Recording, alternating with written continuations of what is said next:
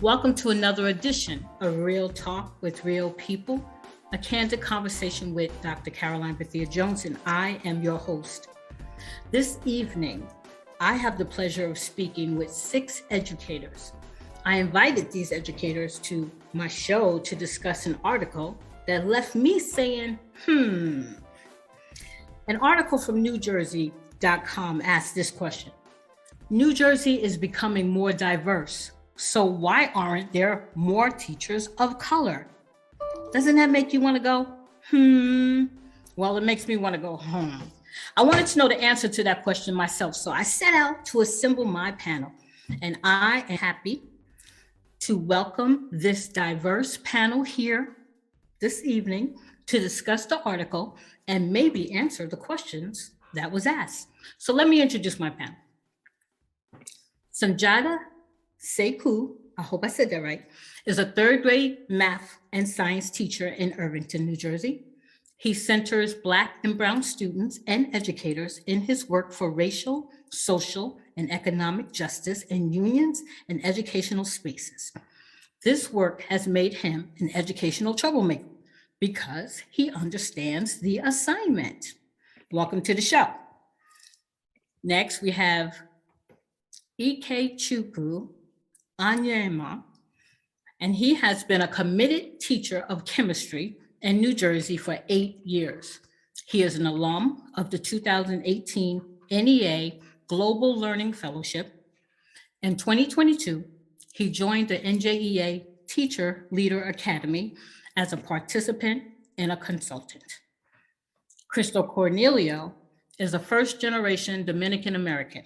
She serves as lead social studies and special education teacher at a high-performing high school in New Jersey. Her work focuses on DEI, specifically empowering and building community for students and teachers of color. In addition, she coaches girls volleyball, basketball, and softball, and she is also part of the executive board of Sisters Helping Sisters in Christ Ministry.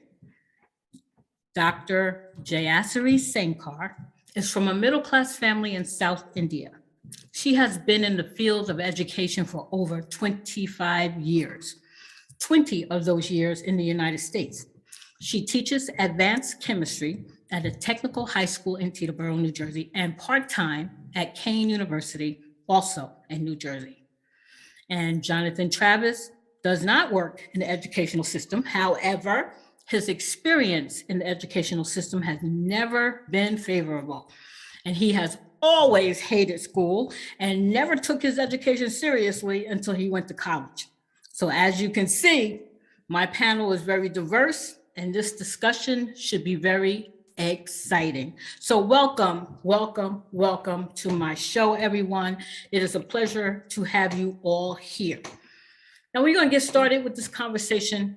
We're going to get started with my very first question, and that is, why is there no teachers, or not more teachers of color? And I'm going to open this up for any one of you to get started, because every single one of you have something that you can say regarding this question. So I'm going to ask you to answer it the best you can with the knowledge that you know. So who's going to be brave enough to get started and go first? Okay. Can I start? Any one of you can get started. All right. Okay.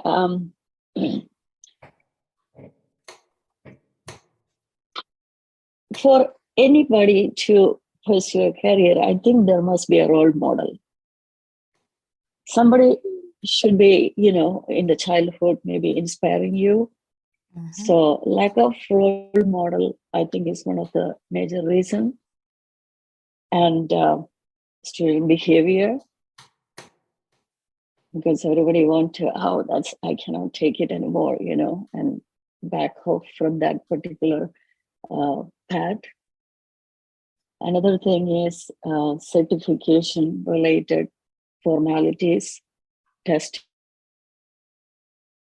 requirements, all those things, becoming more and more difficult, more expensive. So, and again, of course, financial stability.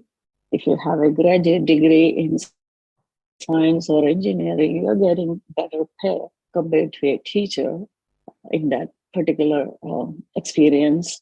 So that also making them go to a different track rather than coming to teaching. And of course, lack of respect for minorities in this country, being in that position, especially with you are with a big percentage of white people. So all these things adding fuel into that. Okay. Thank you, Dr. Sankar. Does anybody want to add to that? I want to hear your voices. I can go next. Okay. So I wanted to add on to what Dr. Sankar mentioned about all the kind of like barriers. Like, oh, sorry, there's like an echo. Yeah. Mr. Sekou has two screens up right now, so it's causing an echo. Okay, I think he's muted now. Yeah, so I think all the economic barriers, like personally me, I'm someone that grew up in a very economically disadvantaged family. And so for me, when I was in my answer, I'm going to kind of talk about like the economics piece and then also cultural. So both of my parents like migrated from the Dominican Republic. And, you know, I had like very high grades in high school, but I didn't know what I wanted to do. And I remember my mom and dad were like, oh, like, you know, you have to be a doctor, you have to be a lawyer. And I didn't know what I wanted to do, but I knew that I liked school and I liked history. And so I was like, you know what, like, I'm going to be a history teacher. And I remember when I told my mom that, she was very upset. And they're like, oh, well, you know, teachers don't make money. And I'm like, okay, but like, I don't want to go to school to study something that I don't like. So why not like do something that I actually do?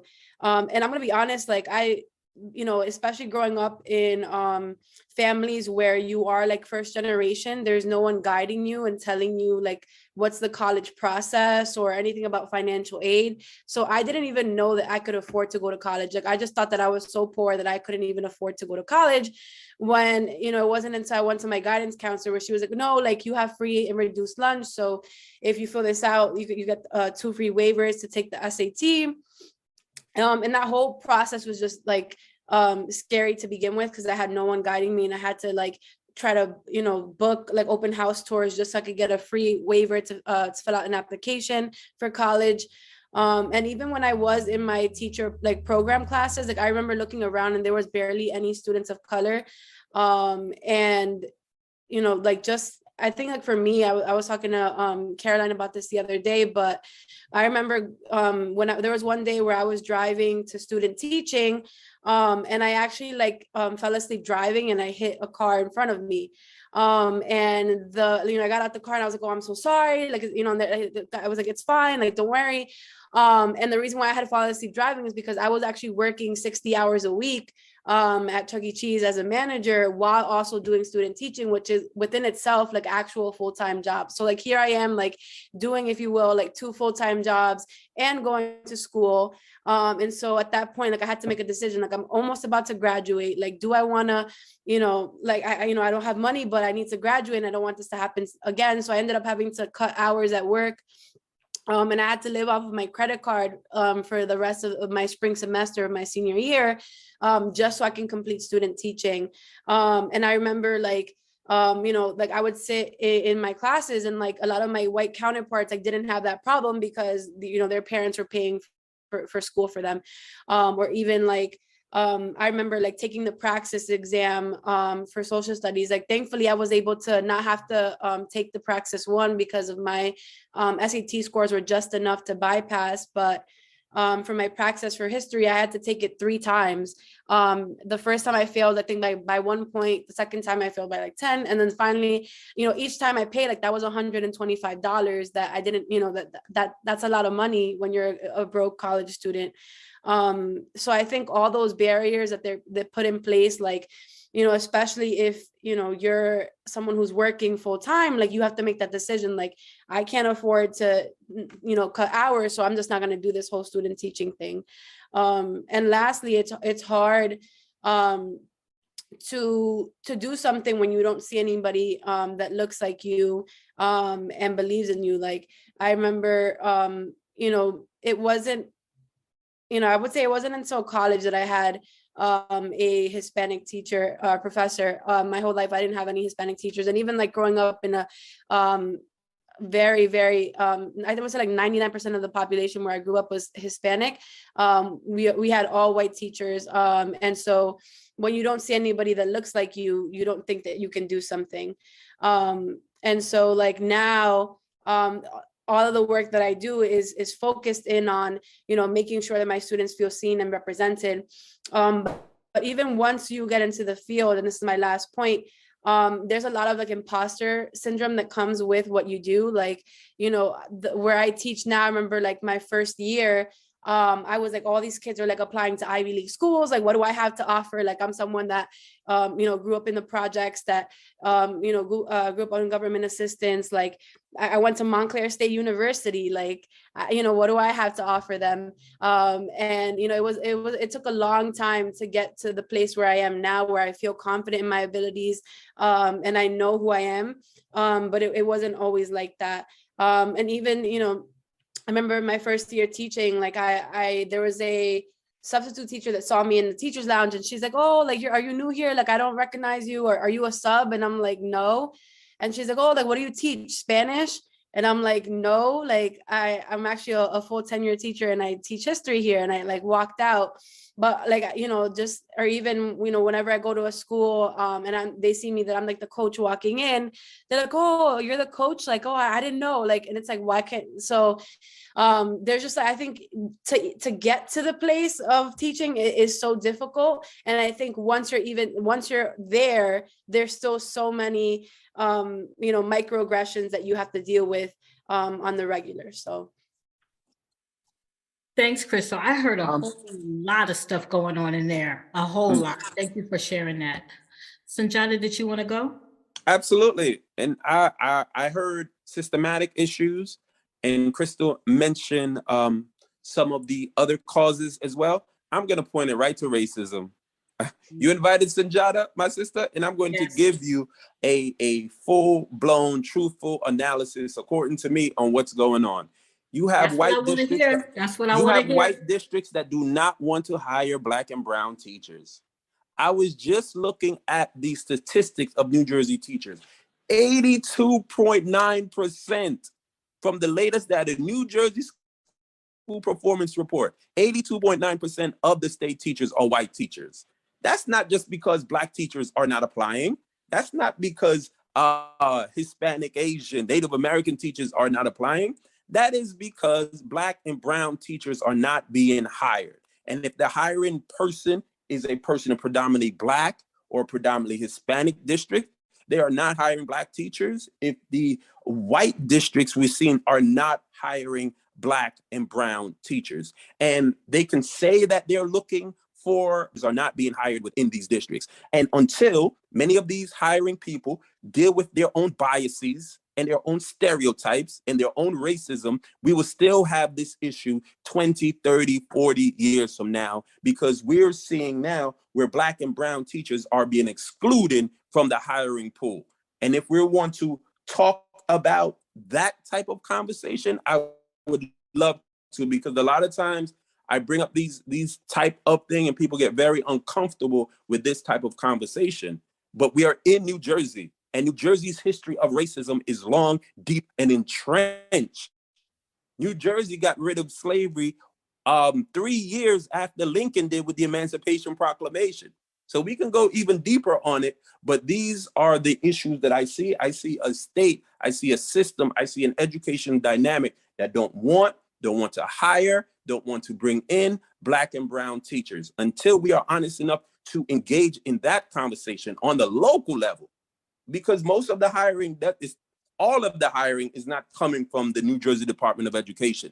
Not saying that they don't have their issues with race and bias as well, but on the local level, at the local Board of Education, this is where we see a problem. This is where we see an issue. And again, racism is the root cause of why we don't see more Black and brown teachers.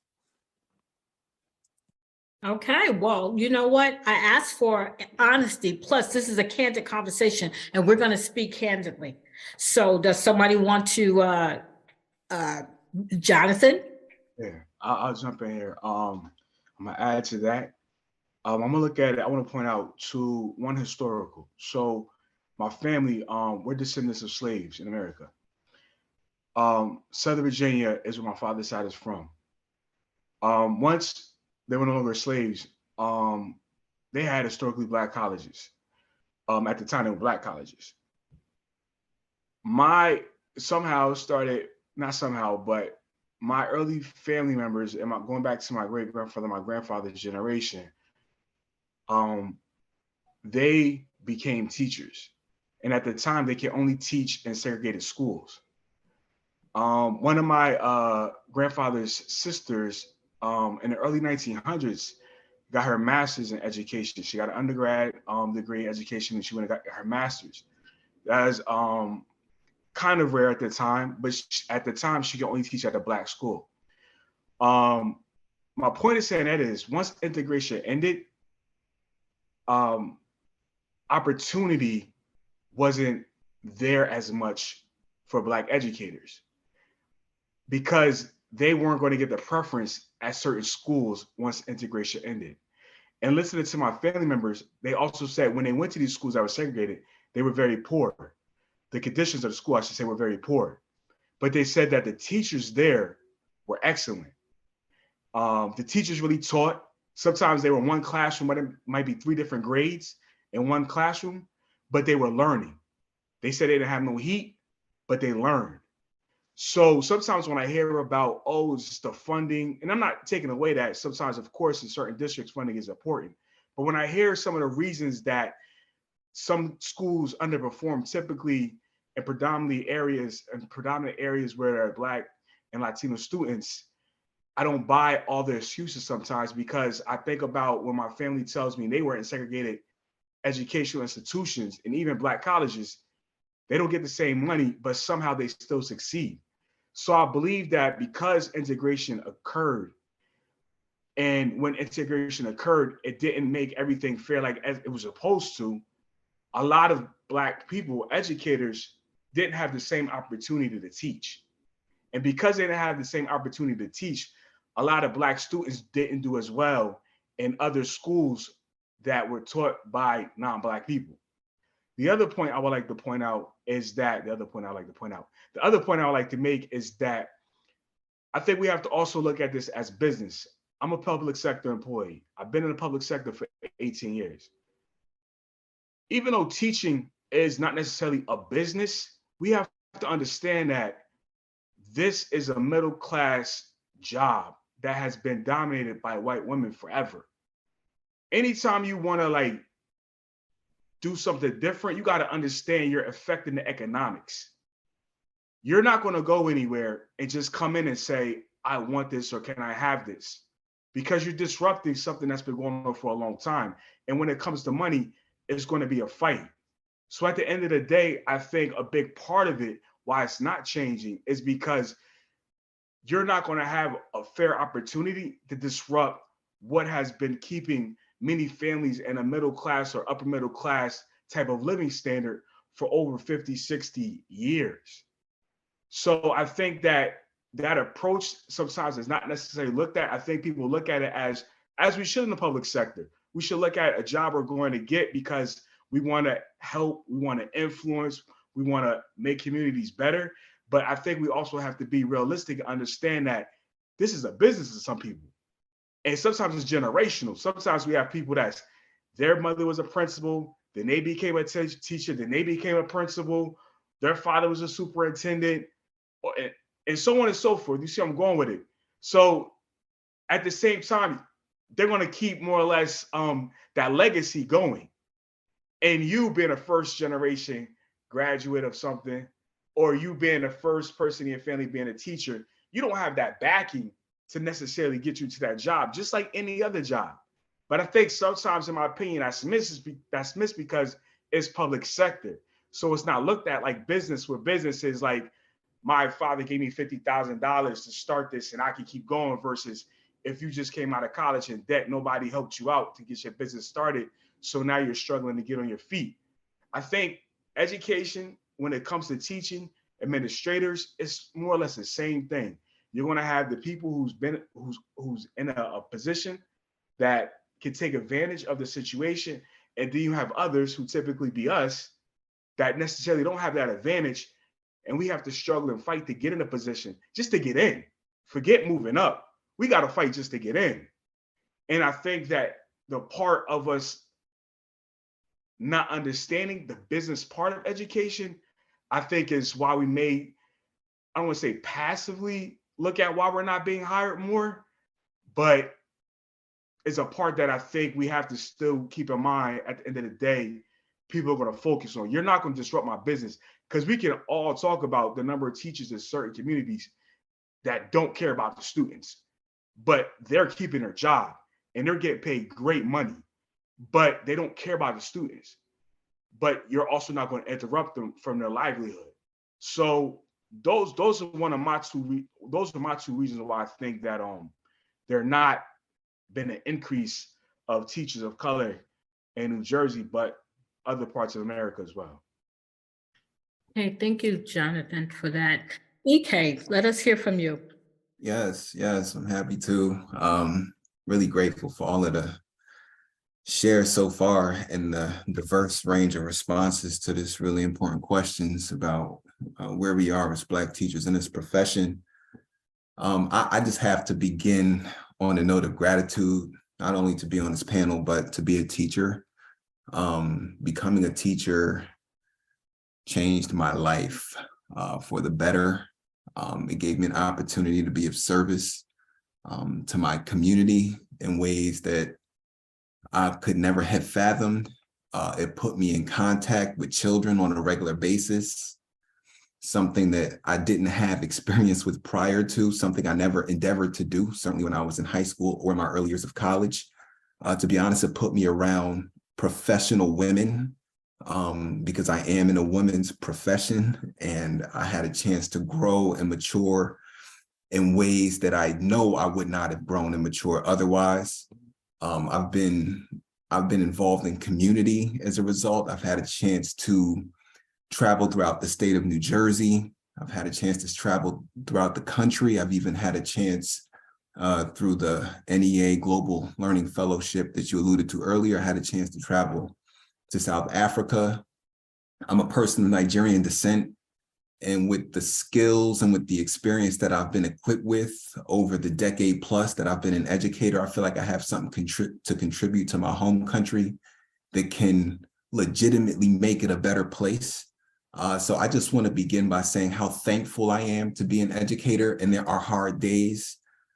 Today was, I could tell you a story about today that was hard. It's not an easy profession, but it's been worth it for me in every sense of the word, as well as financially. I own the home that I'm sitting in right now to be a part of this august panel. I own my car. My wife has a car. Like, I have a nice savings and retirement. Like, financially, I'm also good. I just feel like as teachers, we don't often get a chance to express our gratitude and our joy and, the benefits of being a teacher. I think that so often the story is dreary. Who wants to join a profession when all you hear about are the negatives of it? We often frame it as a profession that is, not financially lucrative. Oh boy, you're gonna have to deal with these kids and deal with these parents. It's a thankless job. And I'm not gonna frame it as a perfect wonderland, but we have to talk about the joys. We have to talk about what we're grateful for. Imagine someone in the audience right now listening to this podcast and hearing what we say. Are they going to be inspired to join the profession or look elsewhere? Right? So we have to give a chance. I ask my students frequently, how many of you would like to have, a profession where you get to collaborate with others? How many of you want an intellectually stimulating profession? How many of you want a profession where you get to be of service to your community and the world? And then I ask, how many of you want to become teachers? And all the hands drop. What's up with that? This is a profession that checks every single one of those boxes. But the disconnect, there's a gap between what it really is and what people think it is. And so I think that's probably, in my humble opinion, one of the number one issues why across the board, the numbers of aspiring educators is dropping, but of course, in our community, it's hitting the hardest. It's the highest numbers. It's the steepest decline.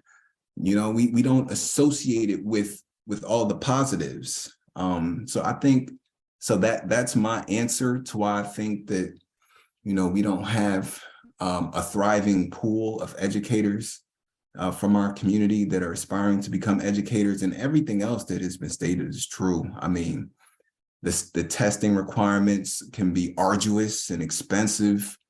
The hiring personnel at the central offices in a lot of these districts do need to work on themselves, right? But hey, that's outside of my control, unfortunately. We deserve to be compensated even better than what we get. There's a lot of that, but for me, and this is a spiritual piece for me, I have to begin with a note of gratitude. I cannot start this conversation in any other way, but I look forward to more.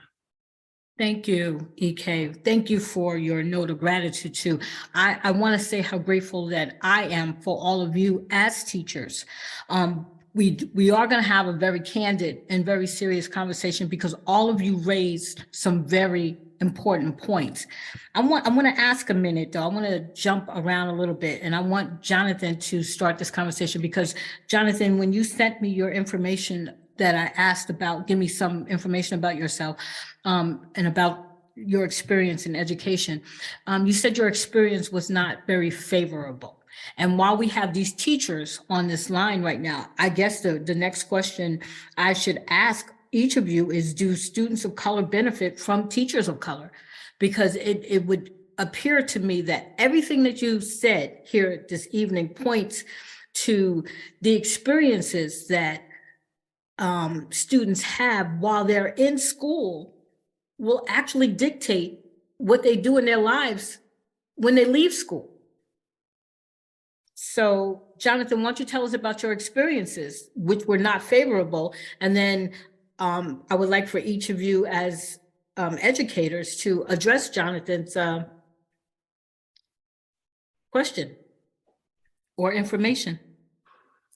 Yes, thank you for giving me an opportunity to go speak about my experience. So I went to started off at Head Start. That wasn't too bad. My first teacher in school was a Black woman. My first teacher, kindergarten teacher, was a Black woman. However, I hated school.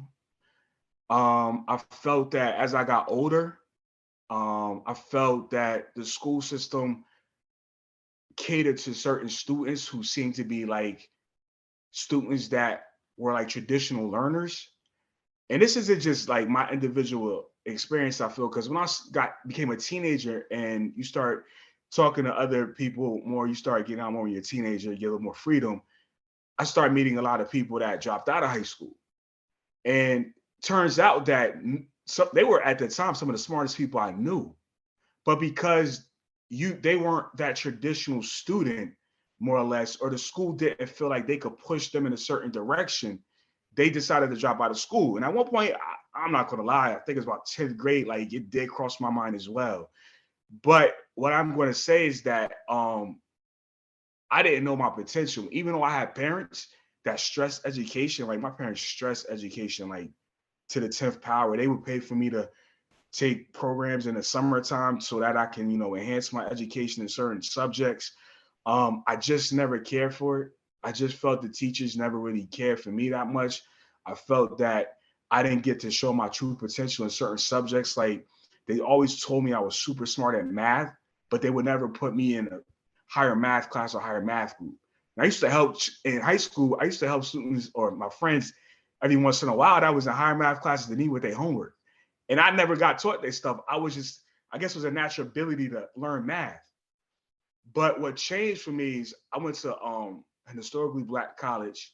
Shout out to Morehouse, all males. And it completely changed my outlook on education and learning. And it was more than just having Black male professors.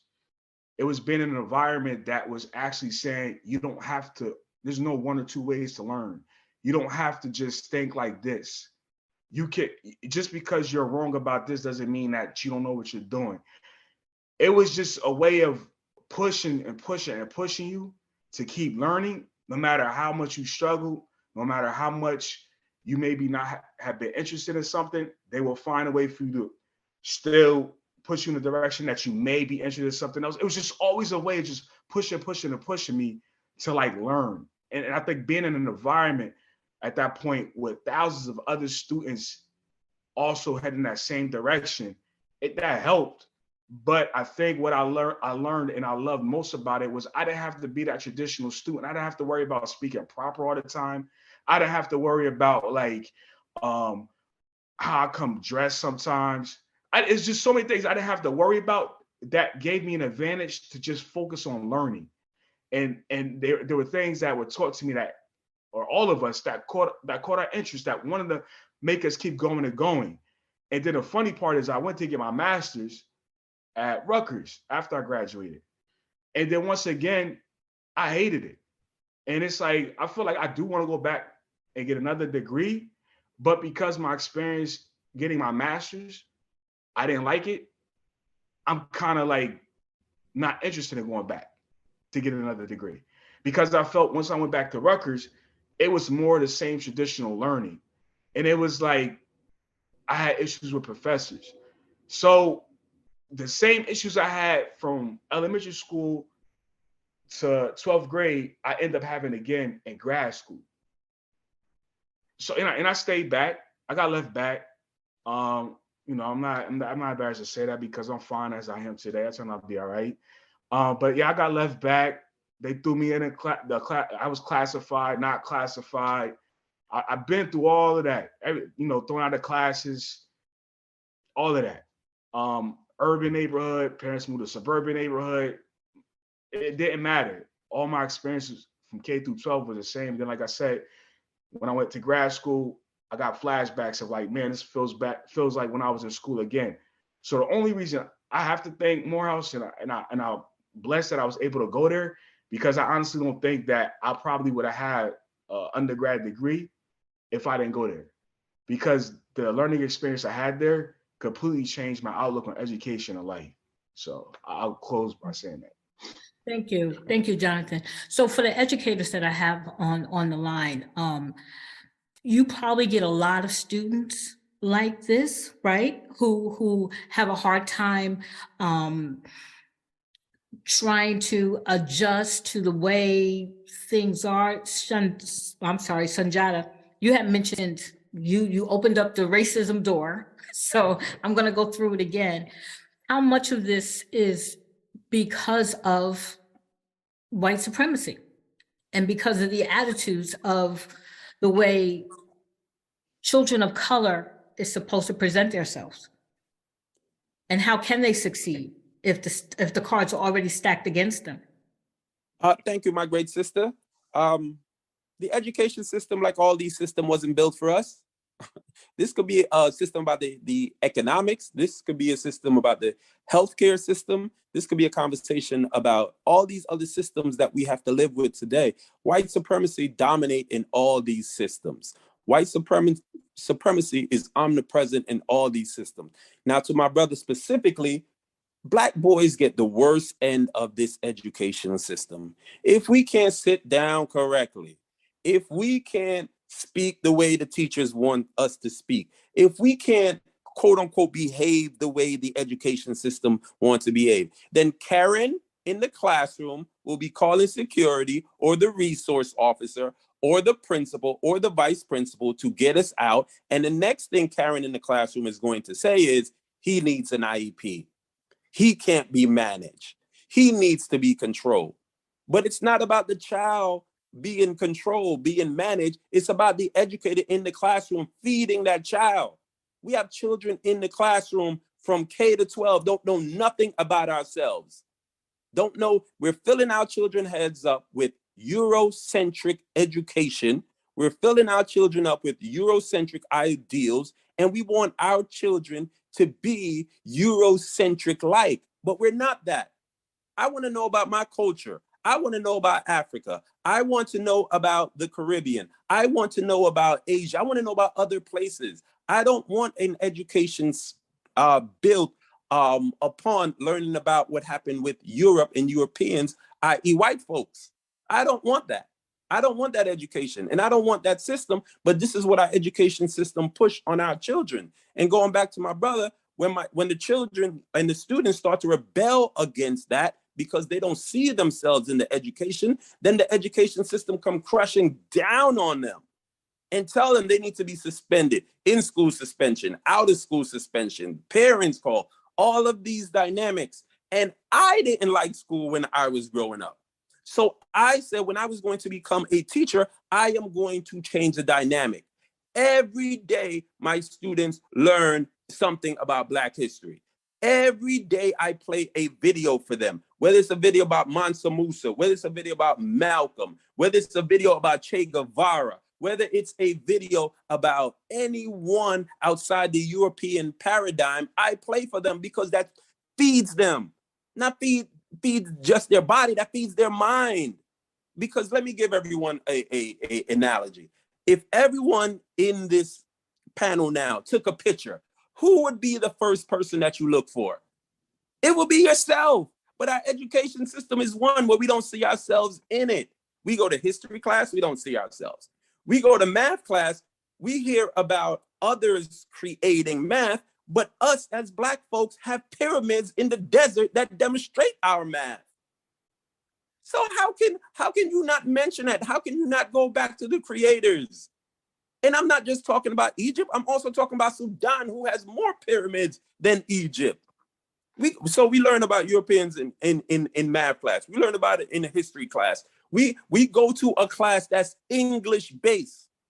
So my brother was saying earlier, like this demonstrating of learning, why can't our students, where our culture and who we are, as Black folks, we're more oral. We come from a people of griots, of storytellers.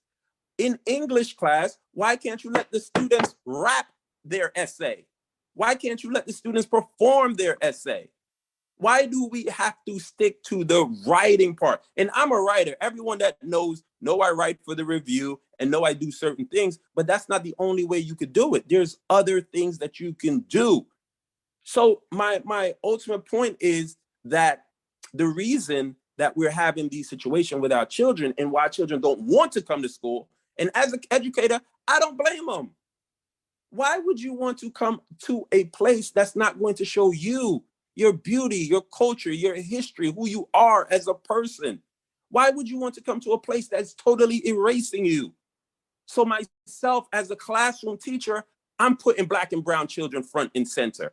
I'm putting your history front and center. I'm putting your people there so that you can see who you are. So when you leave Sanjata Sekou class, you're going to pick your head up and you're going to be proud of who you are, not get ready for the NJSLA. But that's a different conversation.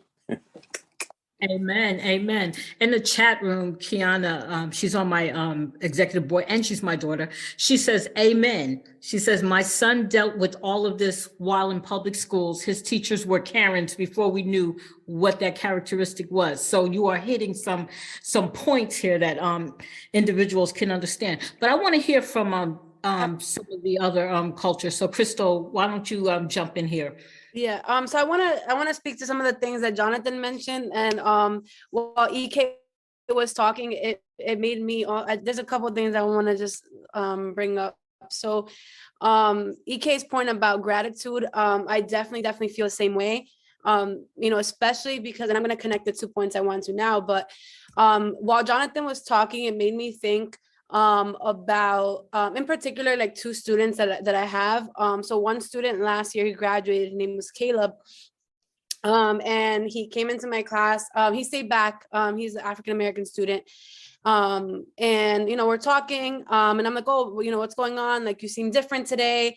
And he's like, oh, Miss Cornelia, like, I just feel, upset. And I'm like, well, what's going on? And he's like, well, I feel like a couple of, I don't know. I feel like I don't belong here. And I'm like, what do you mean? Like, you had to take a test to come into the school. You belong here. And he's like, well, I feel like I should have just stayed in my home district, because if I had stayed there, like, I know all of my friends that, I feel like I belong here. My friends will say some things sometimes that I just feel like, am I bugging? Like, am I the problem? And I'm like, no, like, what they're saying is wrong. Why don't you say something? And he's like, well, I just don't want to cause any problems. And I've dealt with it. I'm a senior now. I've dealt with it for 4 years. Like, I just want to graduate and get out of here, but I just feel like I don't belong here. And that really, that really resonated with me, because I had the same experience, going to in high school and college. I just felt like, although I was like super happy to be there, and I felt like, oh my God, like, I never imagined myself being here. It just felt like I always was out of place. Like, I felt like I had to talk a different way. I had to code switch, right? I couldn't wear, that's why Jonathan's point about feeling like he had to talk a certain way or change who he was. I felt the same way about being in white spaces. Like, I couldn't really be who I was. And so after that, that conversation really resonated with me. And I'm like, well, I feel like I have to do something with this information. And so after that, I ended up talking with a close friend of mine in the school that I work with, and we developed a project, where a pilot program where it's called Courageous Conversations. And we're educating the 10th grade right now on various topics such as like bootstrap mentality or imposter phenomenon or cultural assimilation versus appropriation. And the goal by the end of this project is that if you know better, you do better, right? And I understand that not everyone has the same experiences and understand what it's like to be a person of color in this country. But that after being as part of this project, that you are equipped with the tools to say like, hey, like, that was a microaggression, like, that's not right. What do you mean by that, right? So that's like the first part of that. And then second, about EK's point about gratitude, I often feel like, a lot of times, in terms of the money, like, that's for me, I do this because I feel like I'm walking in my purpose and I'm doing what God has called me to do. And so when I'm in the classroom and I have students where I can sit down and talk to them about the foods that we eat, right? And I'm talking about how we eat plantains, or talking about the music that we listen to, and they see me walking in my purpose. And I gave up on like, I come into school and I'm wearing my Jordans, and I'm like, I don't code switch, like, I'm being authentically who I am. And so when they see that, it means a lot to them. Like, my students after tell me like, you're the first teacher of color I've ever had, or you're the first Dominican teacher I've had, and I feel like I can relate to you on so many levels. And that's something that I don't take lightly. And that, I'm always trying to make sure that just like Brother Sanjata mentioned, like, I make sure that my students of color feel like they belong, because I know all the barriers that it took for us to even be in the spaces that we are. And like, Sanjata mentioned about, this is a whole conversation about, we can bring up all the other points about healthcare, about economics, about all the systems that are at place. But that's why, like EK mentioned, I feel like I have this purpose to make sure that my students feel seen, that they feel heard, that they feel validated, like they know that they do belong. And I don't care about whoever's telling them that they're not, because I'm gonna make sure that they do feel welcomed. And so that's what for me my purpose is, because I know how hard it was for me to get to the place where I am, and if I can change the life of one student or make it better in that one day, or by the end of their high school career, to me that that is worth more than whatever I'll make as a teacher. Thank you, Crystal. Dr. Senkar, why don't you chime in on this subject? All right, thank you. Yeah, I agree with Jonathan and Sekhu, right? Sorry, am I pronouncing correctly? Yes, said, yeah, when racism is there, all these years. Just let me give you a little bit of my background. I born and brought up in India, did my master's and PhD in India, and I tried to get into a job. I was working as a full-time faculty in a senior college where I took my master's. The exploding population and corruption, political, everything, you can name it. It was very difficult for me to get a job. I have to really give a big amount of money as bribe, even though I have all the qualification to get into that faculty job in the college. And after working 1.5 years full time, still I didn't get a salary at that point. All the red files and holding onto the table, getting approved, and I lost my patience. Only at that time I decided to go for another.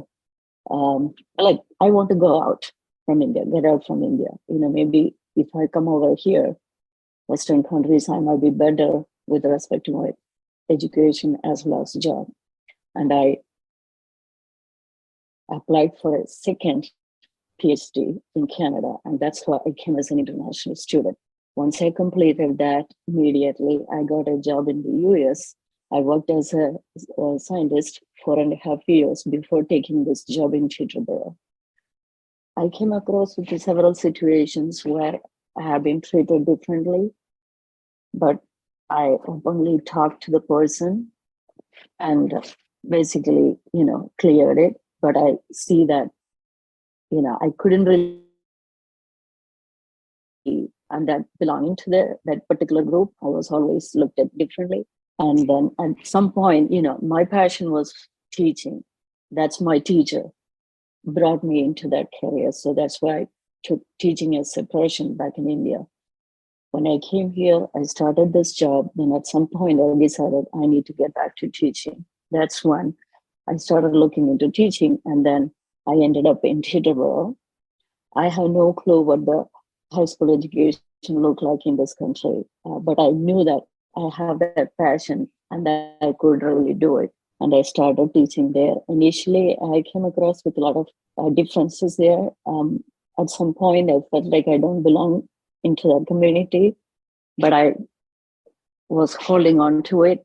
One thing I know that I can really tell my experiences, my background, how I ended up here to all my students. And I would always say that, this is me. If I can come all the way here to do this, you can definitely do that.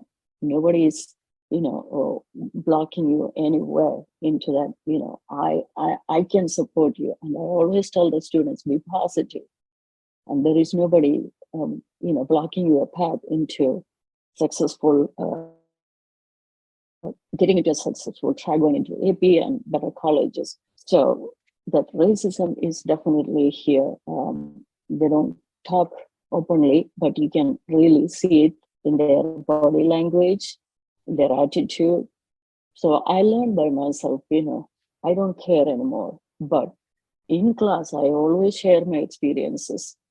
And several students in the past asked me, how did you came here? What did you came from that job, leaving that job here? I like teaching.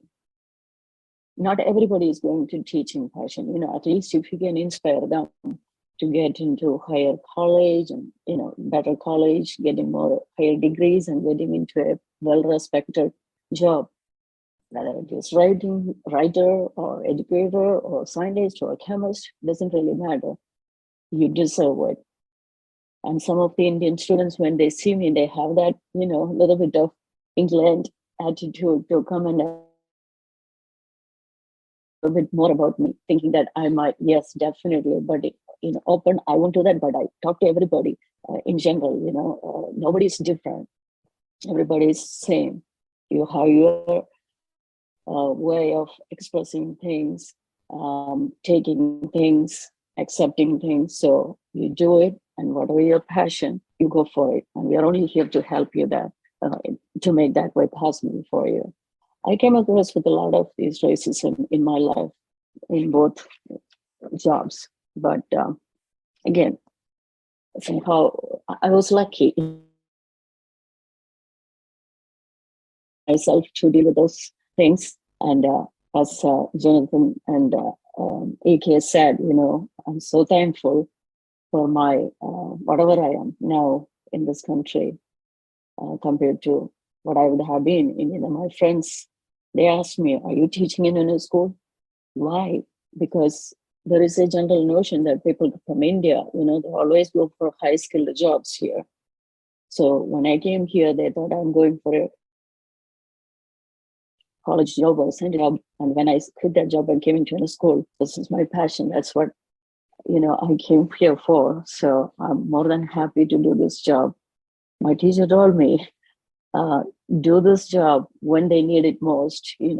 They will really remember you, not at a higher level. You started at the very lower level. So I believe that more teachers like you are needed in this country to bring these Black students and brown students. I don't know how many Indian teachers are there in the school system here. Very few, I guess. I came across with only one or two so far in my 20 years life. Same thing with the Black teachers. So they definitely need people like you, same, skin color, so they can more relate to you. You have more experiences to share with them. And they will see you as an inspiration to go further into a higher level. I think a teacher in the elementary level, when they see of their own, they will have more likelihood of going into high school, to complete high school and getting into a higher degree in colleges and to a better future. So yes, racism is still here every day in our life. Thank you. Thank you, Dr. Sankar. Thank you for sharing your experience. Because I didn't want us to not recognize that there are two other demographics that we are representing here, the Asian demographic and the Hispanic demographic. I thank both you, Crystal, and Dr. Sankar for sharing that with us. EK, what do you have to say about that? Wow. First of all, Dr. Sankar, I was really grateful to hear you share your story. I think that the international perspective is vital, and it's easy for us to lose that perspective when we have these conversations about the current state of our domestic situation in education. But, when we broaden our perspective with the international perspective, I think that, we open ourselves to some really important solutions. When the realities about being a Black student or a student of color in this country are real. The challenges, the obstacles, the ways in which we don't feel seen in the curriculums that we encounter, or the social environments that we encounter are very real. And for me, it just goes back again to my gratitude for being a teacher, because I get to be a part of the solution. I'm a teacher and I'm a teacher leader. So as a teacher in my classroom, I do try to foster a certain kind of environment, and I've had to grow professionally. As a chemistry teacher as well, I try to be a teacher who, rather than just tells you the facts or the curriculum, I try to present it in a way where you get to collaborate with your peers and discover some of the ideas that we're going to be talking about. And that's through various activities and labs. I think that's important. I mean, when you think about disengagement in schools, it's often because of the nature of the pedagogy, how we're being taught, in addition to what we're being taught. But I'm also a teacher leader. So it's not just my classroom that I care about. I care about what's happening in my colleagues' classrooms.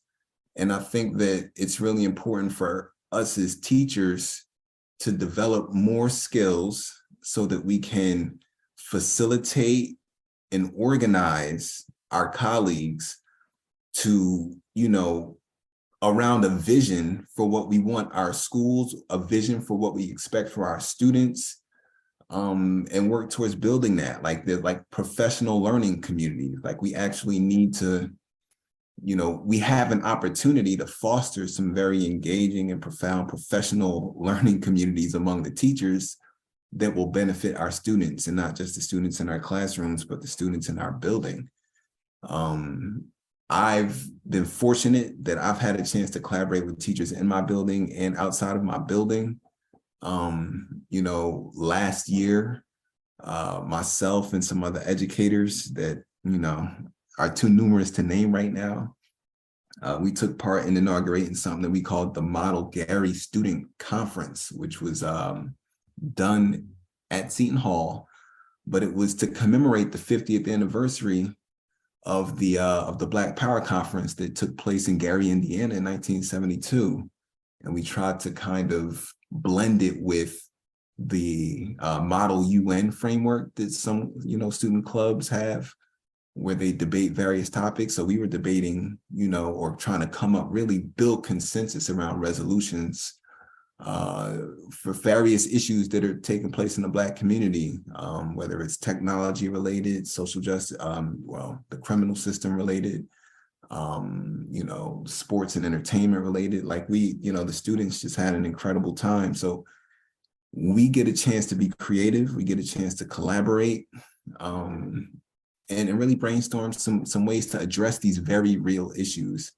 And some of them seem intractable, and certainly they still exist, but I consider myself fortunate to have been able to collaborate with so many educators over the years to just come up with some really creative solutions to a lot of the challenges that were named by Jonathan, by everybody, Sekou, everybody.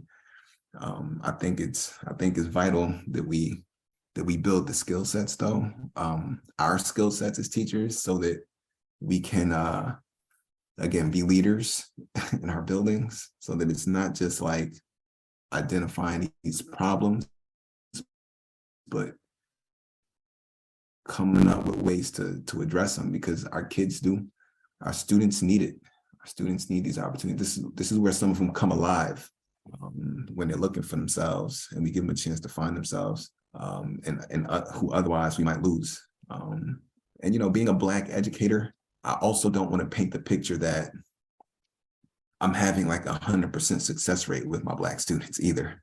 Like I still have difficult days. I still have, those challenging moments where I cannot understand. I try to bring a spirit of kindness and compassion, but there are still days where I'm just not getting it. I'm not connecting. What I'm saying is not reaching for whatever reason. I do my best to listen. I reach out to the parents, and sometimes they're confused too.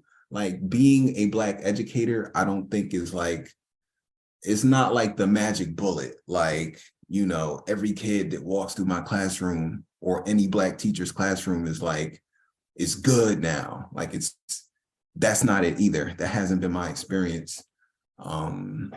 It's a constant journey of reflection. It's a constant journey of sharing. I have to reach out to other teachers and say, hey, look at what I'm navigating here. Do you have ideas? We come together. We have to be patient over time. The change may not happen on that day, that week, that month, that year, but, do our best to just keep on, working with the students.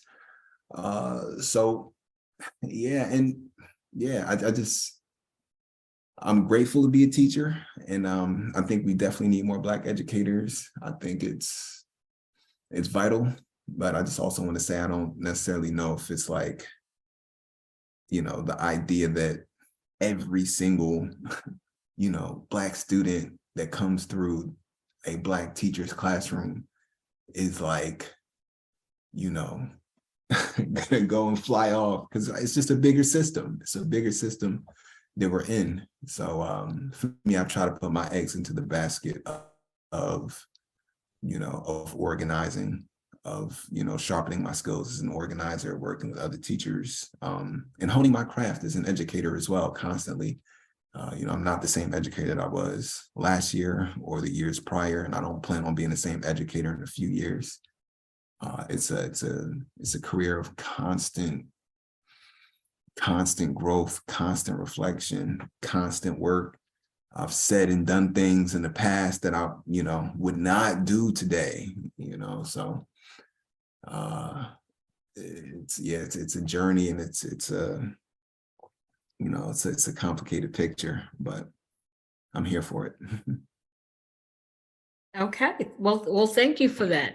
Sanjana, I'm going to go to you one more time because I want you to piggyback off of what EK has said, specifically about not necessarily having a success rate with Black students just because you are a Black teacher.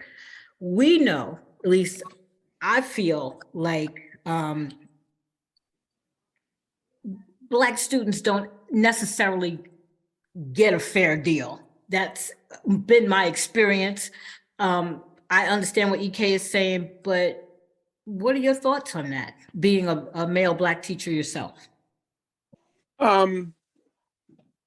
Salute to my brother for the comments that he made. I would say that success for me is not tied to Eurocentric metrics, meaning success for me is not how well you do on a test, how well you do on the NJSLA, how well you're able to sit down and take these tests that in the long view of your life means absolutely nothing. That success doesn't mean that to me. I am going to tell you that every student that walk into my classroom, they don't leave the same, and that's my success. Every student that come to my classroom, they are going to learn something.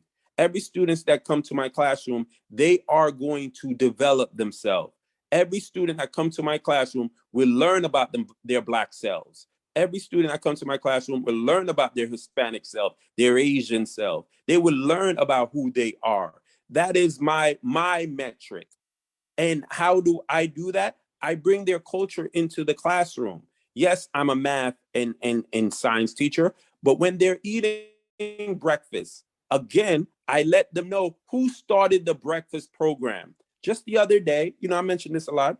I mentioned, the Black Panther Party, not just the Black Panther you see on the movie, but the Black Panther Party started these breakfast programs. One kid raised his hand, Aiden, and said, Mr. Seiko, you told us that already. I remember you said the Black Panther Party started. Yes, and I'm pretty sure he didn't know that before. No one tells them. They get breakfast program, and the Black Panther Party started that. Last month, we did Black History Month projects, but our Black History Month projects were based on Black mathematicians and scientists. Martin Luther King is great. We love him. Malcolm is great. We love him. Rosa is great. Harriet, these are great people. But you're going to research some other Black people who did work. And that will put into your mind, if these Black people do it, you can do it too. For Hispanic Heritage Month, had the same thing, same type of project, Hispanic mathematicians and science. For Women History Month, today we just start doing the presentations. We are doing a project about women, Black, brown, Asian, Native American women who've done great things in the math and science fields. So to me, my success rate is when they come up there and you're talking about, here's Mae Jemison. Who is Mae Jemison? She's an astronaut. She was the first Black woman in space. Man, you don't know the feeling I get when I hear that. I'm with 8 and 9-year-olds saying this. Here is Katherine Johnson. Who was Katherine Johnson? She was a human computer that can calculate numbers that send people into space. You know how good that made me feel? You know how great that made me feel? That is my success rate. When I'm hanging their projects outside and people coming by and say, wow, look at these projects. Look at these great things that they have assembled. Yes, I know parents help them, but I check their knowledge by them doing presentations in the classroom. That is my success rate. And another thing that I do, I heard my good brother talking about a teacher leader, and I heard my students early during Black History Month singing Negro spirituals, wade in the water. So I went up to the music teacher. So when is the Black History Month presentation? When is the assembly? She said, Mr. Sekou, I don't know if we're going to have one. I don't have enough time. I said, not while Sanjata Sekou is walking these halls. We're going to have a Black History celebration. We're going to, as long as I'm in this district, in this school, around these Black and brown children, we are going to have one. You know, myself, I recruited 4 other teachers. We came up with a Black History Month Black History Month presentation school-wide, one for K-2 and another one for 3 to 5 within 3 days. We outlined great Black people. We had a young lady, I said, Jada, read this, practice this. She came back, memorized it. Hey, Black Child, by County Cullen. She said it to the entire school. She memorized the entire poem. I gave it to her 2 days before. She came back to me the 2 days later. Mr. Sekou, I memorized it. Put her on the stage. She demonstrated her learning. In my business, in our business, this is called a performance task. She did a performance task mentioning, hey, Black child, you can be whatever you want to be if you ought to be whatever you can be. How great that made me feel. So for me, I see your daughter ask the question like, do I get pushed back? I tell the people who are pushing back, go kick rocks. I use professional words, but I tell them to go kick rocks. Yes, I work in the frame of my school district, but I'm bringing their culture, whether it's the music, whether it's the language. You know, I'm speaking Spanish to them. I'm speaking Haitian Creole to them. I'm learning Tagalog, the Filipino language, in the classroom, because I'm that teacher. And with me, again, when they come in September and when they leave in June, it's 2 different things, and it's not based on a test. Thank you. Yeah. Yes. No, thank you, Sanjata. I'm glad you mentioned what you mentioned, because I have a colleague that I work with, a math teacher, Asian, Chinese, I guess. Is that the right? I want to do the proper wording here. And he wanted to be here tonight. But the reason why he's not here tonight is because he's in a Spanish class learning Spanish so he can better communicate with his Hispanic students. And I applauded him because I felt like, wow, this is really great that you would want to go and take a Spanish class so that you could better communicate with your Hispanic students. And that right there shows me a whole lot about the character of this teacher. Ike, I want to ask you a question as I'm still feeding off of what you and Sanjata talked about. What is the age of your students? Because Sanjata, you have the younger students. What is the age of your students, Ike? Freshman and sophomore in high school. Okay, so we're in high school. So I'm seeing like it's looking more like if they would have benefited from when they were in the elementary schools, more of Sanjata's way of teaching, maybe by the time they got to high school, you might have a different experience with them, because it seems like you're having maybe a negative experience with some of the Black students there. Is that what I'm hearing? I don't want to put anything in your mouth, but I'm hearing that you're having a different type of experience. Overall, I'm having a wonderful experience, actually. I think the point I was simply trying to make is that I still have tough days. I still have, it ain't perfect every day. You know, there's so many things happening in our students' lives that, Right. that are outside of my control. They might arrive. And I've got 30 kids in my class, so I don't have an opportunity necessarily to find out the specific nature of what the challenge might be for that day. And so, they might do something that I don't like. That still happens to me. I could be the only teacher experiencing that, but that does still happen to me. But just because that happened doesn't mean that I like the job any less. It doesn't mean that, my students are bad. They're human. I'm human. And overall, I'm having a wonderful experience. Okay. Crystal, I want to ask, and Dr. Sankar, I want to ask also too, when Crystal is done with her comments. What is your response to students of color who might have issues that they bring with them into the classroom, but you yourself know that it's not unusual for that culture. How do you handle that situation?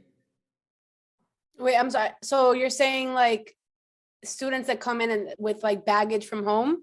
Yes. Okay. Because a lot of times, students, and EK, this is to what you were saying too.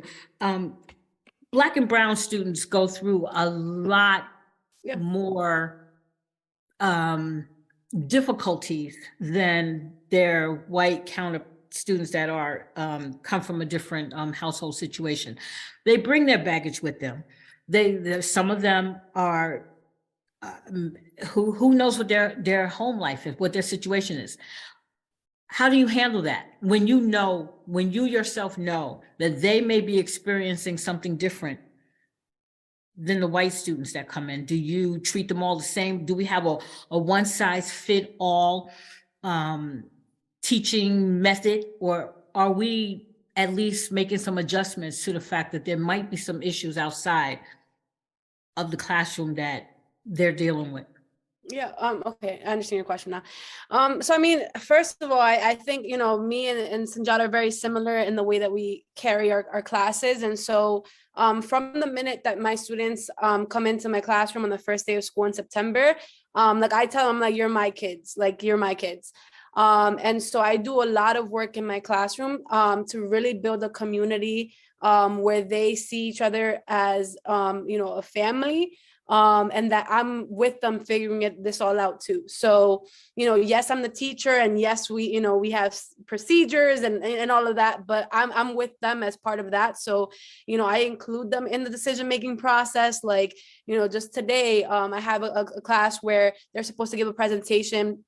One group is going tomorrow, was supposed to go to tomorrow, and then all the other groups are going Wednesday because tomorrow we have a half day. And I had this group that stayed behind and told me they basically came up with the whole presentation. They had claim, evidence, reasoning as to why they deserve to go on Wednesday instead of Tuesday. And I said, okay, you know, I listened to it. I said, you know, I agree with you. I said, you know, you came up with a good presentation. You know, use the strategies that we talk about in class. Let me just check in with the other teacher, because I you know, the other teacher is also doing the same thing, and I don't want problems, but I'll get back to you. And then I went to the other teacher and I said, listen, you know, this is what they came up with, and I agree with them. So I just wanted to check in with you before I okay it. And he said it was fine. And then I wrote the students an email, and I said that I commended them for advocating for themselves.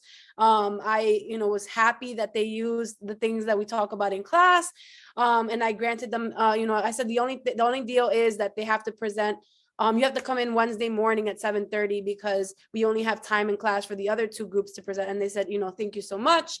And that's the type of teacher that I am, where I want them to feel comfortable enough to come up to me with things like this, and that we can figure it out together, right? And one of the kids was like, oh, I was so nervous. I thought she was gonna say yeah. I mean, no, because she doesn't play. And I'm like, listen, like, this is as much as my class, it's also your class. And so even like, as soon as they walk in September, I call them Cornelio scholars. And I tell them, you are scholars. And in terms of like, I feel like there are so many factors that play that my students come into class every day with, that if, obviously I'm not a mental health professional, I am not a psychologist, but if I don't, for the 41 minutes that I have them in my room, if I don't make them feel safe, seen, and heard, they're not going to learn. And so I do a lot of work to make sure that they feel, safe and protected. So even like, Mondays, we do something called Positive Circle, where they share the highlight of their weekend. And we do that every single Monday. And I don't play about that. We just won't give a test on Mondays. That's just how it goes. And so, like, I always make sure that they, for example, like, I have this down to a science, where last week a student was having something going on, and like you could tell all over his face, and that student walked out to the bathroom, and as soon as they walked in, the other student goes, Miss Cornetta, I think you should talk to, so-and-so. I said, okay.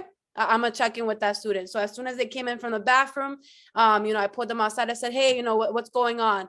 And he's like, oh, I'm just worried about this test. I'm not doing so well. And I said, okay, let's talk about it. We talked about it. We talked about how, you have to feel your feelings.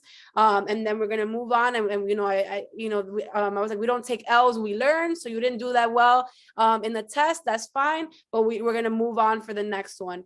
And so to me, like there are so many things that I feel, my students come into the classroom with that I'm cognizant of that, and I'm mindful of that. So whenever I assign something, I think about it as if I was the student, is this enough time for me to complete this, right? Is this fair, right? Like if I, anytime whatever, I don't give homework just to give it. Like I think about what's the purpose of this assignment and is it worth their time, right? And then completing it. For example, and I also think about all these other factors. Like I have a student of color that I know that weekends are tough for her because she helps out her family business, and she's working there, Friday, Saturday, Sunday, nonstop, to help her family out. And I'm mindful of that, right? And I commend her for her ability to stay on task, complete all the things that we have to do at a high level in class, and still go and work, 20 to 30 hours a week to help take care of her family, and her family business, right?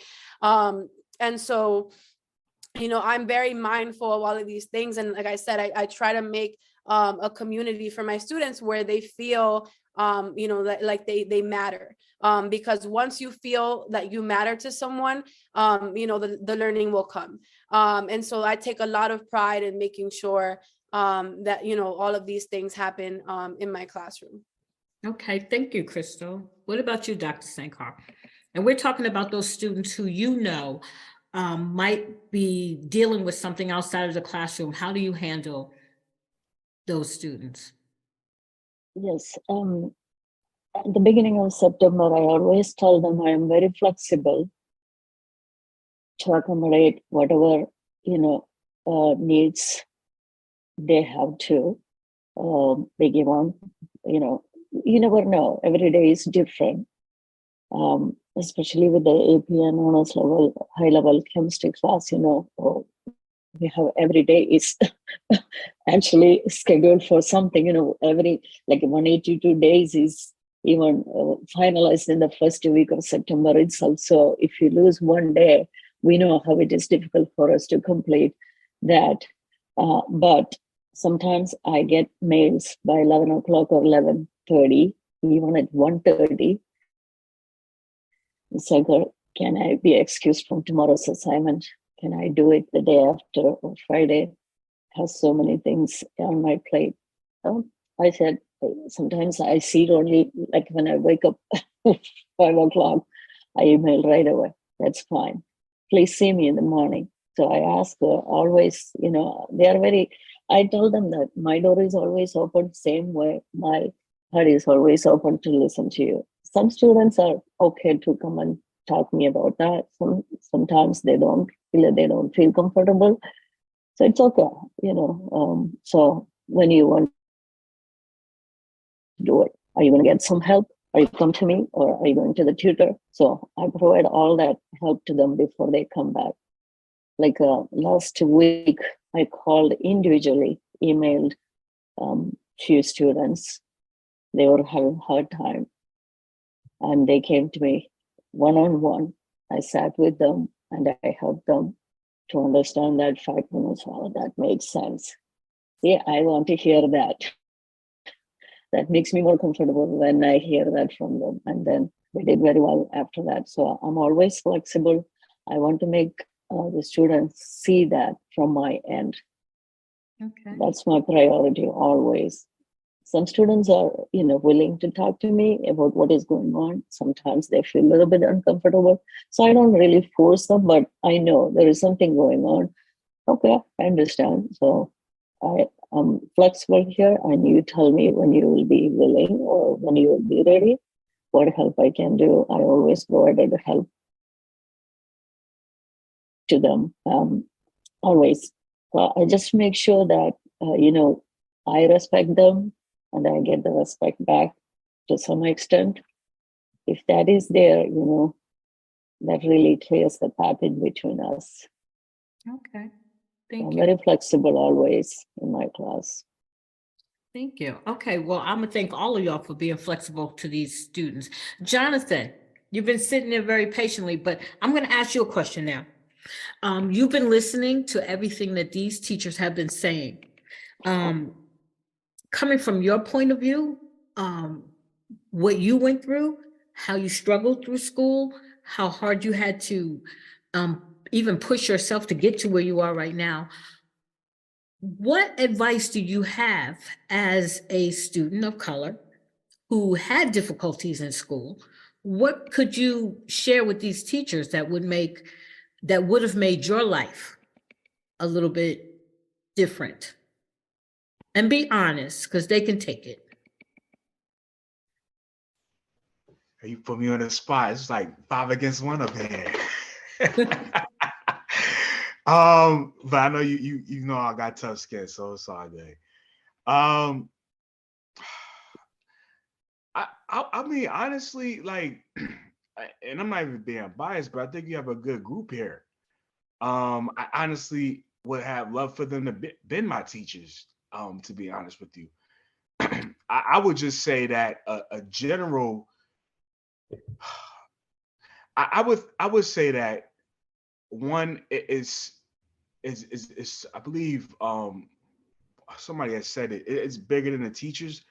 So I did have some good teachers. So I don't want to say like I know I had one teacher she was really good to me.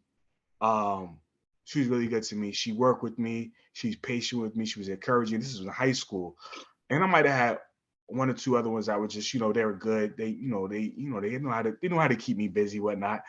But I had one, Miss Ross, I never figured her name. She really, really, really worked with me. She really was encouraging, and I think at the end of the day, and on top of that, I'm gonna say she was a white woman. Um, so I'm going to say that I think that everything Sujata said is absolutely true, because what he was saying is kind of what Morehouse was about. Like, no matter what class I went into, the professors sometimes, especially at the beginning of the semester, they would set that bar.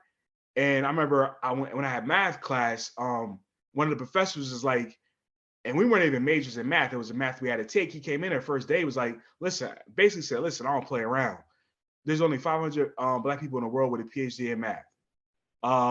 There's a shortage of Black people in the STEM field. So whether or not you're a math major or not, I'm not gonna play around. So, but my point was that he started the class off letting us know what it's about. And it hit us all that, we got to take this class seriously, because as Black people, we can't play around in the field of math, whether or not we are in that field. I mean, whether or not we are majoring in it or not.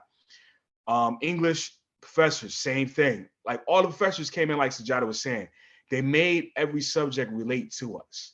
And it set the tone throughout the semester that whether you're majoring in this or not, majoring in this class or not, majoring in this subject or not, you got to relate to what's going on, and you got to take it seriously. Because in the real world, that's how everything is going to be taken seriously when you come into it, especially as a Black man. But at the end of the day, I think that it just has to do with not making like every student a cookie cutter. And what I mean by that is saying, like, okay, every student has to perform just like this. Every student has to think like this. Every student has to talk like this. And if you don't do it, then you're a problem. And if you don't think like this, you know what? This college is probably not for you. Maybe you should look at trade school. I'm not saying there's anything wrong with trade school, but maybe you should look at the military. But the way they put it is so like negative. It's not encouraging, saying like, you know what? I saw that you are good with art. Why don't you think about being a graphic artist? Things are put negatively if you don't fit a certain vision for a lot of teachers, or just in the school system in general. And that's why I feel like so many things are based off of the test. And I believe that the pipeline, the pipeline to prison, help me out, what is it called? School to prison pipeline. Thank you. Yeah, I believe it's true. I believe all that stuff is true, because if you don't fit a certain criteria, if you don't score a certain score on the test, if you don't get certain grades, they just mark you off. But I think there's certain teachers who say, like, you know what, I'm not going to just throw you to the side. I'm going to dust you off, pick you up, and help you out. You know, this subject might not be your strongest subject, but I'm gonna help you get through it. I'm gonna push you in areas where I think that you can thrive in outside of this class. Even though I may teach science, there's something about you that I think you'll do well in, I don't know, math or art, you know, whatever it is. I think that it's just constant encouragement by teachers that keep a lot of students like me moving forward. But unfortunately, I think the majority of teachers, even if they have a good heart, they are overwhelmed. They are overwhelmed. They are underpaid. They have their personal issues too. So at the end of the day, I really don't necessarily blame the teachers so much as I blame the system, the educational system. There are teachers, of course, that I just, yeah, they didn't need to be there. But I blame the educational system. And in my old agency, and I wrap up by saying this, in my old agency at DCPNP, most of our referrals came from the school. And it disturbed me to see how they're still the same for the most part. They call in referrals on certain children. If they dress like this, if the parent act like this, if they live in this neighborhood. Some of the same traditions that I saw when I was in school with certain teachers, some of the same stories I heard from other people who didn't do so well in school still continues to this day. And I saw it in different school districts because I worked in different offices. So I know for a fact it's not just like an urban or suburban problem. It's a systemic problem that affects people no matter where they live at. Some people may get it harder than others, but at the end of the day, it's something that is bigger than I think teachers. I think teachers can do what they can. They do the best they can. But at the end of the day, there's a bunch of other teachers that they're not going to do what some teachers do. So I'll just end by saying that. Okay. All right. So that actually leads me into a very important question. It might be controversial, but I'm going to ask it. So, do you think that it will make a difference if we had more teachers of color or not because of the way the system is designed? I hear a lot of people say that the system has been designed for us to fail. It doesn't really matter if you have more teachers of color or if you have less teachers of color. But let's talk about that for a minute. What do you think about that? Does it make a difference? I'll take this first. Does it make a difference? Yes, but what would make a better difference if we threw out this entire educational system and build it in our liking? That's what make more of a difference. The so-called New Jersey standards doesn't include us, doesn't include Black and brown people. Yes, there's a sentence here and a sentence there and a sentence here, but it doesn't include us. The Amistad law that's been on the books that say you're supposed to teach Black history, it's now 21 years later, it's still not being adhered to. So it doesn't include us. So do we need more Black teachers? Absolutely. Do we need more black men? Absolutely. Do we need more Black women? Absolutely. Do we need more Hispanic people and Asian people? Absolutely. But what we need more so is for a systematic change. What we need more so is for curricular change. What we need more so is more of us who will center our children to put together an educational system that they can see themselves. So changing from white faces to Black faces is still have a big problem. The problem is the curriculum. The problem is the education system. The problem is one of a systematic problem. So this issue is one that needs to be thrown out. All these Eurocentric systems need to be thrown out and we need to rebuild. There is no other way. Reform is not good enough. We see in the system, reforming this system doesn't mean that improve the system. So to me, let's start all over. And I'm saying to all the teachers, now I know we work in public school systems and I know all the good things that Brother EK was saying was great. And I love that. All that pension and all that is good. But at the same time, we have to look into a dynamic where we can start our own independent schools. And I think that will be best for our children. So we can build our own curriculum, our own educational system, and build it so our children can be centered. You know, the brother said earlier about the segregated schools and how they didn't have the resources that the white schools had, but they had dedicated educators who the white establishment will tell them, teach this curriculum. You know what those teachers will do? Put those curriculums to the side and teach their own curriculum, teach their own thing. And that's what we need. We need curricular change. We need a systematic change. These systems is not for us. And the sooner we will see that is the faster we will get out of this matrix. And again, I'm not saying, I get it.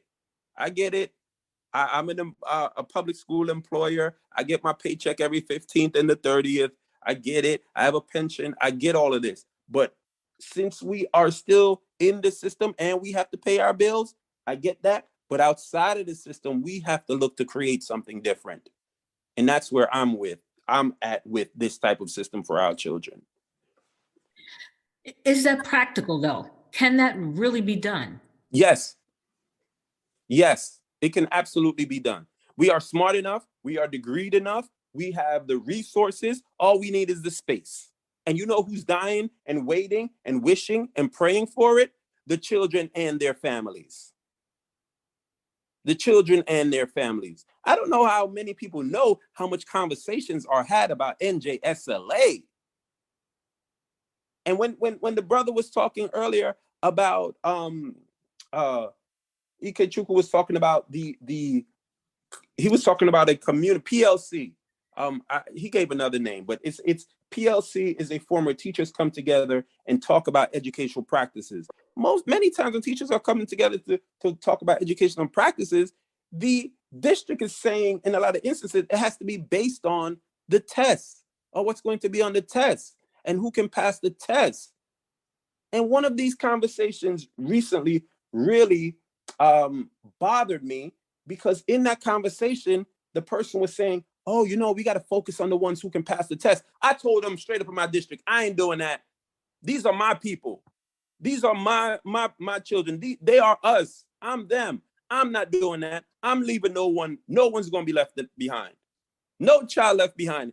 I'm taking Bush dynamic, but I don't like Bush, but I'm taking his one. None of our children will be left behind. Some of them will get A's, some will get B's, some will get C's, whatever the case may be, but we're not leaving our children behind so that they won't come into this society in order to fight and destroy and destruct and rebuild the system.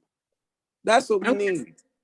Okay. So is it practical? Absolutely. We have everything that it takes. All right. So you're saying that teachers of color have a responsibility to ensure that students of color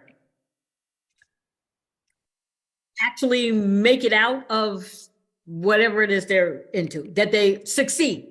I'm gonna use the word succeed. So that asks the question, how important is it? What is the curriculum? How do you do that? I mean, I want to ask Crystal and Dr. Sankar, because you are women, and earlier it was said that the educational system was built upon basically women, right? White women. Is that what I heard someone say?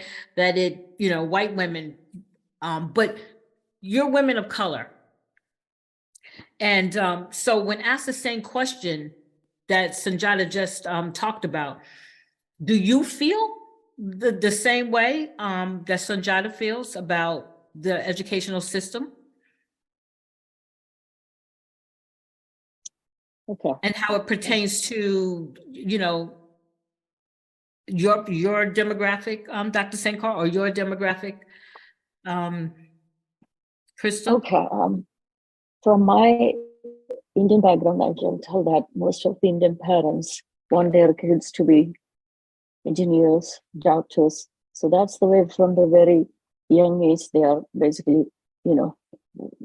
conveying that message to them. So they have a very high expectation. So I would say that percentage of students who is going into teaching might be very low.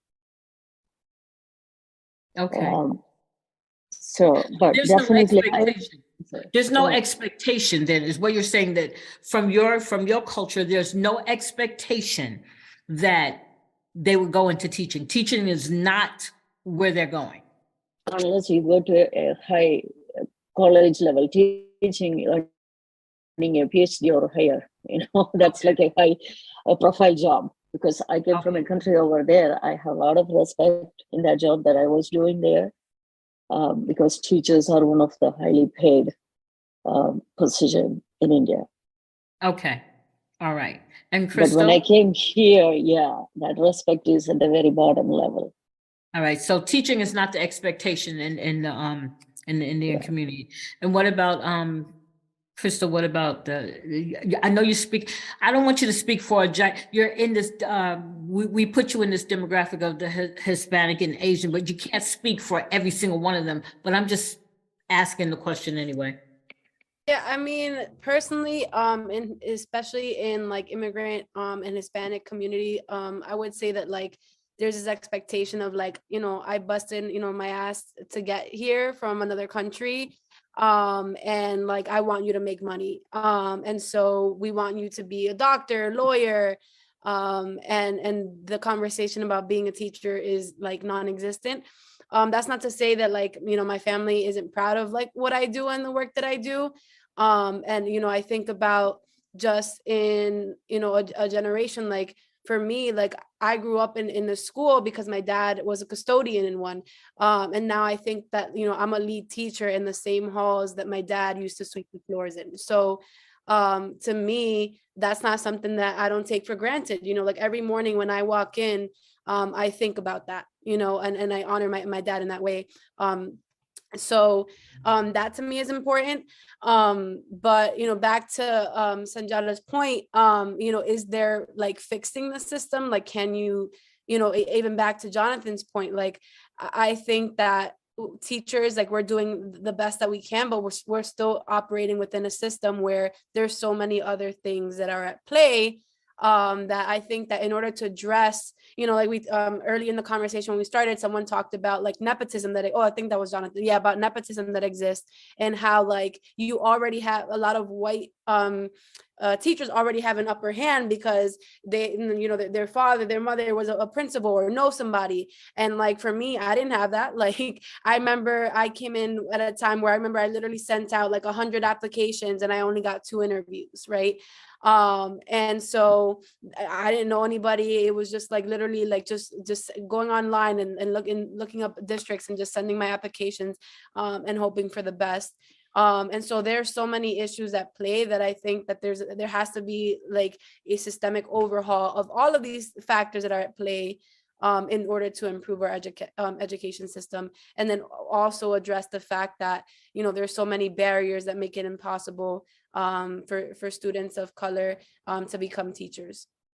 Okay. EK? Yes, indeed. Just salute you, Crystal. I really love that story about how you're the lead teacher in the same building where your dad was a janitor. And my father also was in education. So he immigrated from Nigeria to the States, and maybe in the 60s or 70s. And he was a teacher, and he eventually left the profession. And when I told him I wanted to become a teacher, it was not, he didn't have a great experience, and he didn't want me to enter a profession where I might also have a negative experience. But, I'm thankful that I have an opportunity to thrive. And he also taught a STEM subject, science and math. So, I feel like I'm walking in his footsteps and just kind of like carrying the baton forward. We absolutely need more, Black, brown. We need more teachers, period, but we definitely need to make sure that we are represented in that number, if not overrepresented, but we need to be present. We need to be present in the communities where our families are. We need to be present in the communities where our children are. I mean, being a teacher is much more than just being a teacher. Like we're the centers of some of these communities, like students who have aspirations to do something with their futures, you know, we are there. We are in a very critical place. We definitely need more Black teachers, and it does make a difference. We have to be present for the work, and it's not easy. It's hard. The system needs to be changed. It needs to be reformed, revolutionized, all of that. And sometimes when I think about how much change is needed, it can be overwhelming, you know, and I prefer to just kind of do the small things that I can every day, you know, which is why I appreciated the things that folks were saying earlier about, you know, about the smile, you know, about holding circle in classroom, you know, about, you know, handing a student a poem that they go home and they just run with and memorize. So it may not be, you know, leveling all the schools in the whole nation, but it's big. The work we do is big, you know, the little things, you know, they need a kind face.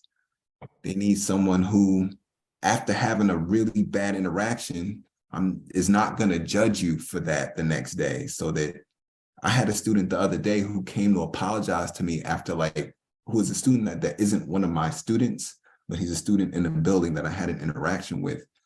And it wasn't positive. And that was like several weeks ago.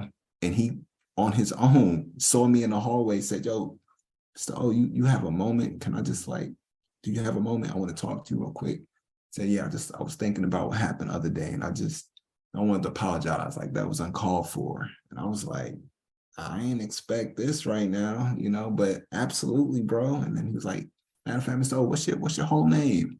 That's interesting. Where you from? Yeah, that's really cool. It was just like a moment, you know, and we need more of that, you know. That's a small thing that will not get captured on a standardized test, right? But there was a change, there was a growth there, you know, a very meaningful one.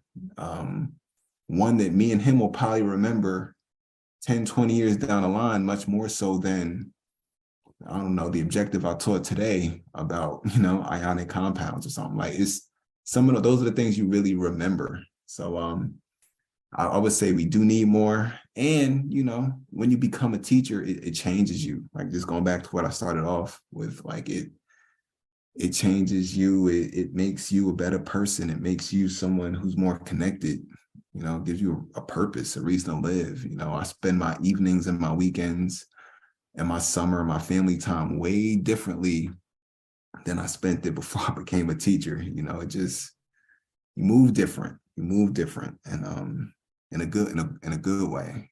So yes, the short answer is yes. All right. Well, Can I chime in? Real quick? Or yes, you can, Jonathan. Yes, you can. I'll make it quick as possible. I definitely think more are needed. I think the proof is, like I said, more or less like history. So before integration, like I said, Black people couldn't go to any school they wanted to. They didn't have all the resources to go to nice schools. And like I said, my family members told me it was sometimes it was just in a one room little house, schoolhouse, and it'd be like third through sixth grade. But at the end of the day, they said because that teacher cared so much about them, because the teachers knew what they were facing, they were able to teach to them. So I think it's the same thing. I know a couple of professors, and I think I could tie this so well to the historically Black colleges, universities. They're very underfunded, but yet we still have to compete with everybody else in the world.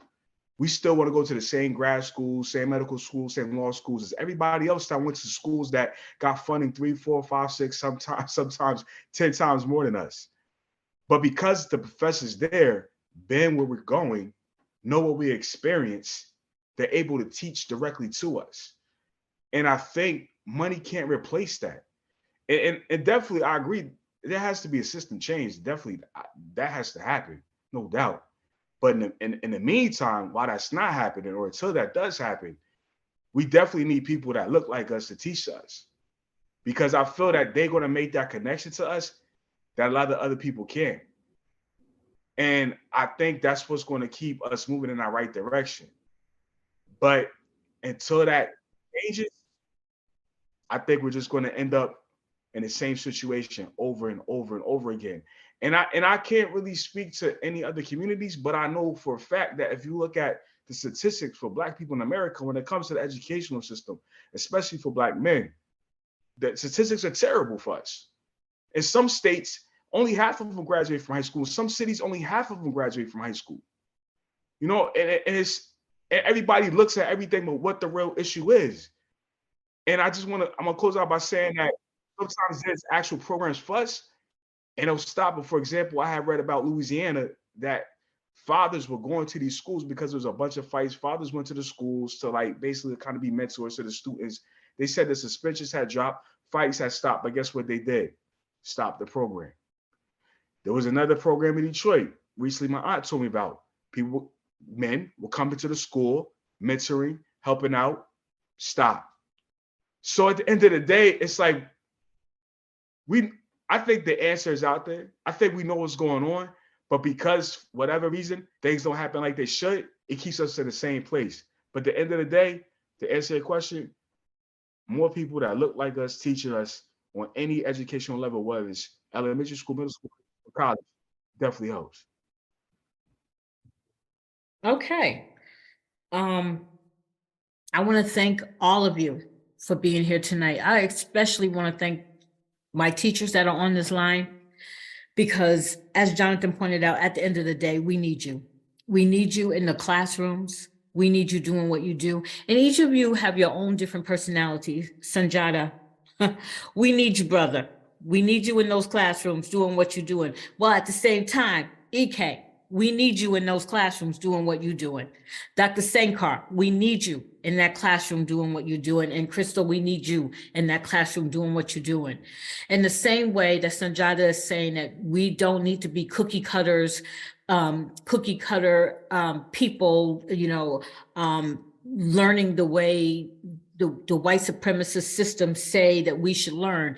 At the same time, I want you teachers to understand that you are also individuals. No one expects you to teach exactly the way the other person teaches. If you find something that works for you and you are having success in doing it, I'm going to encourage you to keep on doing it. Because as Jonathan pointed out, we need you in those classrooms. So I applaud you, because all of you could have taken a whole nother profession and did something else, but you took this profession, and I'm glad that you did. So thank you for being here. Thank you for sharing with me your insight. I really do appreciate all of you. And if you want to take the next minute or so to just close out and say something that you want to say, I'm giving you the opportunity. We can start with you, okay? Yes, yes. Oh man, I just love the way that you closed this out right there. Dr. Jones, thank you so much for inviting us. I always relish opportunities to talk with teachers from different schools, different grade levels, different subjects, different approaches. I was taking notes, to be honest with you, during this conversation. too.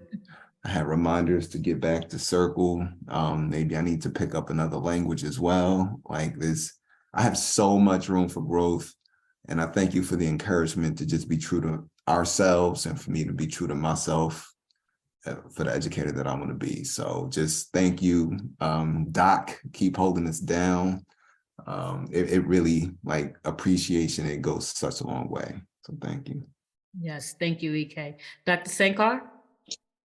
Yes, thank you for having me, Caroline. Inequality is built into the system. So people like you need to be there to bring it, change from the bottom level, so that all the Black students, brown students will get the privilege to flourish into a better future. It won't happen in a day or so. We know that after all 50, 60 years, it's still there. But at least a certain percentage, if you can increase that, I definitely, that would be better for our community. I really salute you, Sekro. Oh, thank you. And Dr. Eko, yes. Thank you so much. For your hard job. Thank you. Crystal? Yeah, I just want to again thank you for having me and inviting me. As soon as you told me about this, and I told you I had to be on the panel because this is something that I'm passionate about. And I enjoyed listening to all of you. And just like EK, I was also taking notes on some of the things that you all said. So I'm thankful and grateful that I was able to share the space with you all tonight. Thank you, Crystal. Jonathan, last words. Yes, I'm grateful that I was able to sit in on this and participate, being the only one that wasn't an educator. And I sincerely do want to thank all the teachers here, because like I said, I was true. Listen to everything they said, listen to the stories, listen to how they got here. I believe more teachers like this are definitely needed in the school system. I don't take teachers like this for granted, and I think many students don't. So please, please just keep doing what you're doing. And I'm gonna speak for a lot of students who were like me.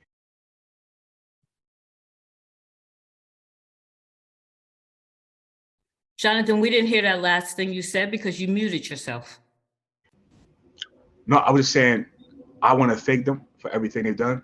And I'm speaking on students that were like me. I really want to thank them because we didn't have many of these teachers, and we appreciate them being here. So thank you. Okay. Thank you.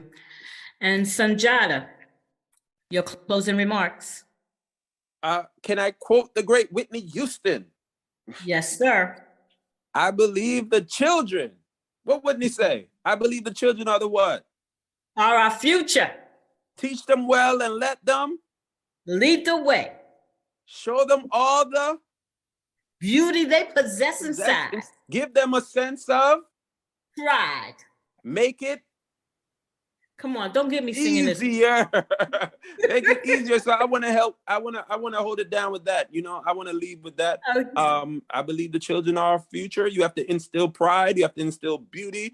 The beautiful struggle, the beautiful happiness. My brother Ike said it earlier. The beautiful joy. You have to include all of that for our Black and brown children, and especially the joy. We are going to struggle. We're going to face obstacles, but we can never forget the joy. During slavery, we had joy. During Jim Crow, we had joy. During even times in incarceration, people have joy. So I want our people to know that there will always be issues, struggles, strife, problems, white supremacy, Karens, but always have joy. Thank you. My name is Sanjata Sekou. That's right. And we're going to leave it here with joy. You have been listening to Real Talk with Real People, a candid conversation with me, Dr. Caroline Bethea-Jones. It's been a joy. I'll be back again with another interesting conversation with a whole brand new panel. In the meantime, enjoy your night. Good night, everyone.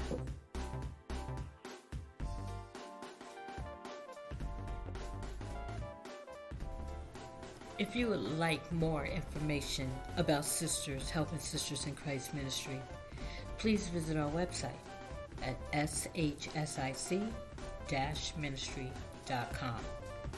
In addition, we welcome your support. If you would like to be a supporting member of the podcast, just click on the rewards button when you sign on to the program through Podbean. We would like to hear from you and even have you on this show. I am Dr. Caroline Bethea-Jones, founder of Sisters Helping Sisters in Christ Ministry. I'll see you next time.